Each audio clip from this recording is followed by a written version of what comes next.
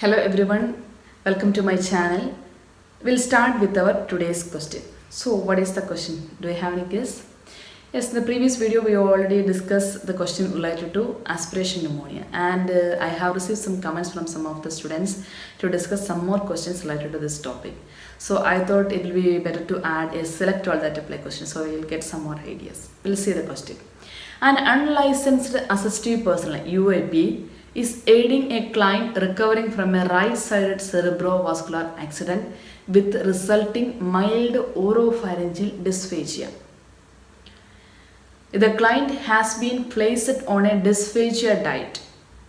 Which action require intervention by the registered nurse? Select all that apply.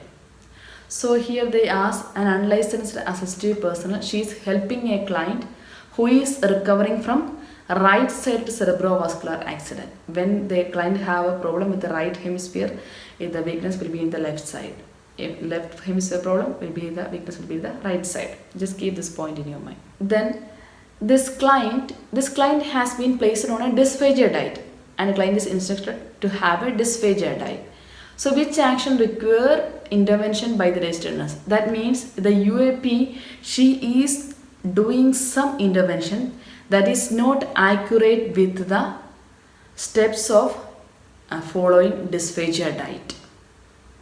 Here there is a keyword, it is a dysphagia diet. It is something related to the dysphagic diet provision or how providing.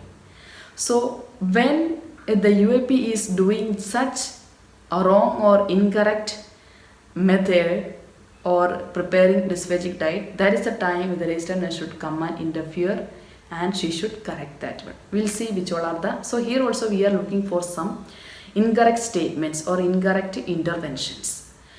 The option 1, the UAP adds milk to the mashed potatoes to make them thinner. The UAP encourages the client to occasionally turn the head to the left. The UAP helps the client sit in an upright position. The UAP places food on the strong side of the client's mouth. The UAP puts a straw in a fruit smoothie to prevent spilling. So what are the answers? Based on the information that you have studied in the previous video, what do you think? Which all are the correct statement or which all are the incorrect interventions?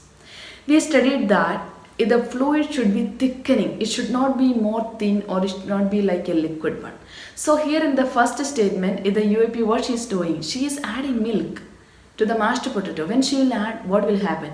It will become more thin and finally it will like a liquid food. So there is a chance of aspiration will be more. So she should not do in such a way. She should not add the milk. She should provide that mashed potato. She should not make it more thinner. She should try to make it thicker. So that is an incorrect statement. So if it is an incorrect statement, that is our answer. Because when the UAP will make incorrect intervention, the registered nurse will come and intervene. So option 1 is our answer. Then what is the option 2 says? Option 2 says having the client turn the head like frequently. That is a correct statement. Having the client turn the head during a meal will help the client to see everything on the plate.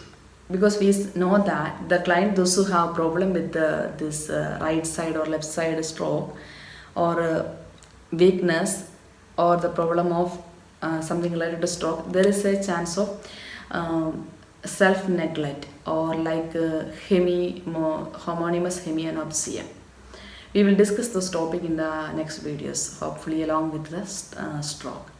So if when they will turn, they can see both sides of the food. Otherwise they will see only one side of the food. That's why it is mentioned that they should turn the head. Then the next option was sitting upright. That is also a correct statement. We studied before. At least sit upright 30 to 40 minutes after having food. That will prevent the gastroesophageal reflex, as well as that will allow the flow of food through gravity, through the alimentary tract based on gravity. Then the option 4 says placing the food on the stronger side of the mouth. That is also good because that will help to prevent of the bolus formation, because the stronger side could be good for the client to chew nicely and make a bolus and swallow.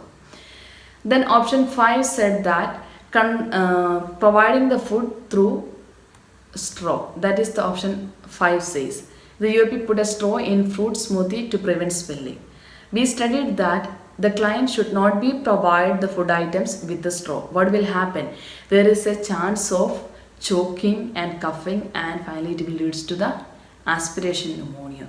So always try to give the food through a cup or glass instead of providing through a straw. So our answers are option 1 and 5. This option 1 and 5 are the incorrect interventions made by the UAP. That's why the registered nurse intervened. So that is our answer. I hope it's clear to you. We'll come with some more questions if you need along with the aspiration pneumonia. So bye for now. I'll see you on the next video.